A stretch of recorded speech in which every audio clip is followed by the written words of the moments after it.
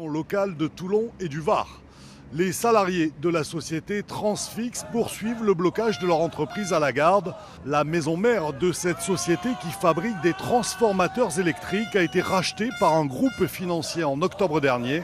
Les syndicats dénoncent notamment plusieurs licenciements alors que le repreneur garantissait la pérennité de l'emploi.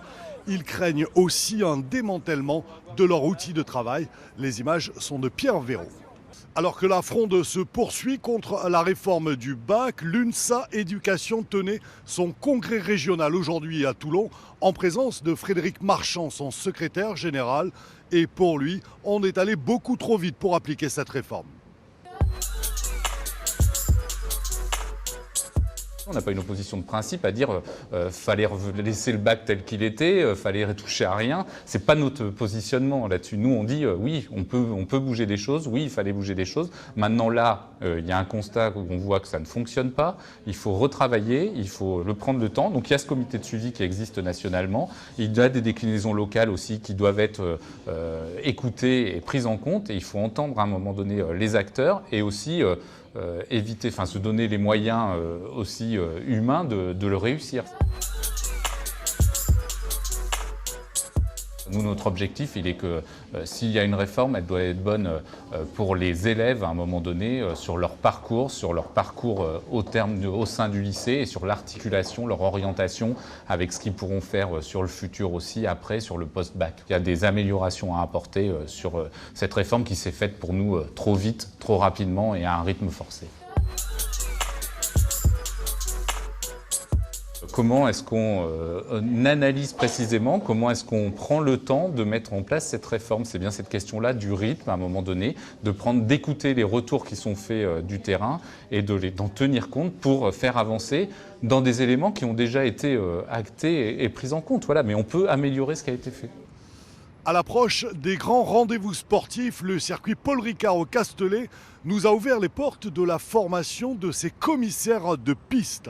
Chaque année, ils sont plusieurs centaines de bénévoles à suivre cette formation par simple passion des sports mécaniques. Sans eux, pas de course possible. Le reportage de Patrick Deus et Frédéric Cerulli. 50 km/h sur le lieu d'incident, 50 km/h. Une sortie de piste organisée, scénario idéal pour former les futurs commissaires de course, ces hommes et ces femmes en orange, des bénévoles initiés au protocole de sécurité nécessaire au bon déroulement d'une compétition sur circuit. Safety car en préparation. On fait des tests sur les extincteurs, les incendies, les tests radio aussi. On doit communiquer beaucoup d'informations sur la course en temps réel. Donc on est formé là-dessus et ensuite des crashs qui peuvent arriver, comment réagir, comment fonctionner, comment interagir avec notre chef de poste aussi, c'est important. Voire vital en course, car une mauvaise interprétation de l'information peut être catastrophique, d'où l'intérêt de ces formations. On s'inscrit et ensuite, par la suite, on demande en fin de compte à intégrer le staff des commissaires de piste du circuit. On est stagiaire pour une première année et l'année d'après, donc après un petit examen en fin de compte très pratique, on passe commissaire titulaire. Je prends le plateau! Je prends le plateau! 250 commissaires bénévoles sont ainsi formés tous les ans sur le circuit Paul Ricard. Entre le bol d'or, le Grand Prix de Formule 1 et les compétitions GT, 500 sont nécessaires pour sécuriser la piste. La relance a été très bien faite. Ils ont changé les panneaux à l'extinction des feux. Donc pour moi, RAS sur niveau flag. Les sélections se font en fin d'année avec une journée de présentation et une petite sélection écrite au niveau connaissance et d'un test physique. L'idée, c'est d'intégrer les gens, les nouveaux, plus vite et de les amalgamer pour que très rapidement, on puisse les employer sur la piste selon les mêmes standards que nos anciens, qui les prennent en compte, qui les encadrent. Donc le véhicule a été calé, bravo. Plus qu'un travail, c'est une passion qui, pour tous, est passée par une simple inscription sur le site web du circuit du Castellet. Sœur Andrée est une religieuse qui coule une retraite heureuse à Toulon, une longue retraite. Elle est la doyenne des Français et des Européens. Elle fêtait aujourd'hui ses 116 ans bien entourée. Jean-François Fuster et Éric Ambrosini étaient de la fête.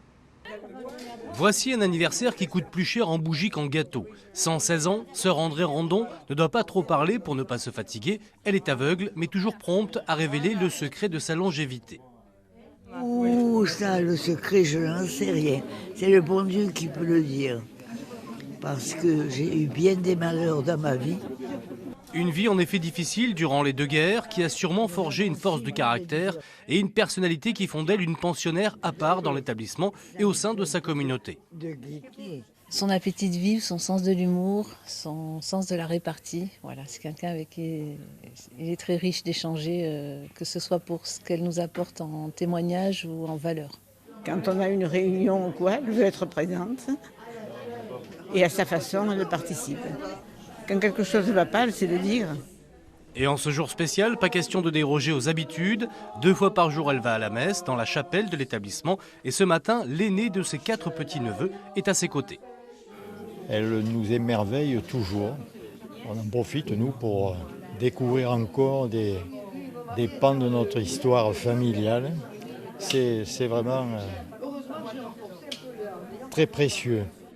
Au menu de ce jour anniversaire, salade de mer, filet de sole, fromage, médaille de la ville de Toulon et petit hommage de tous. Joyeux anniversaire.